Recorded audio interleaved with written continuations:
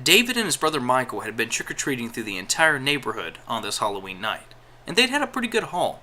This was still a safe enough town that some of the kids their age could still go around on their own to get candy, since there were plenty of adults out to watch everyone.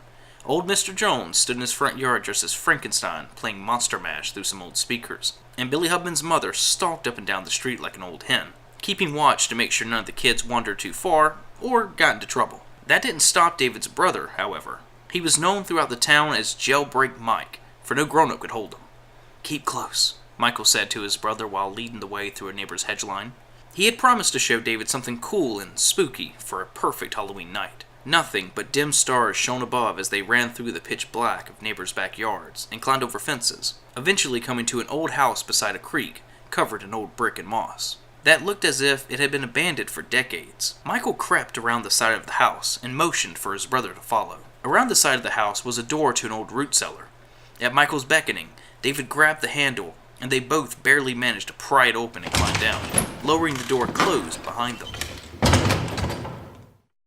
Inside, the air was musty and smelled of old, rotted vegetables. Michael waved his brother toward the back and swept the heavy dust away from the safe that was buried in the ground, barely visible. "That's weird. It was open the first time I came here.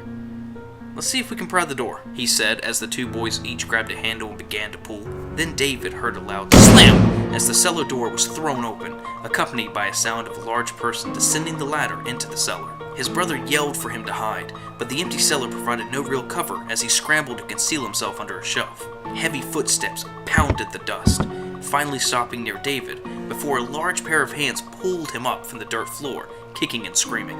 When he heard a familiar woman crying, he looked to the entrance to find his mother running toward him for an embrace. "What were you thinking? Why did you come to this old house? You could have been trapped." "Michael brought me to show me it, Mom." "David, your brother disappeared 3 years ago on Halloween. You were 6, but you remember this? Why would he bring you here anyway?" David thought for a moment, then had a horrified thought as he looked toward the old safe door and felt tears sting his eyes. "Oh God, Mom, I think I know where he is."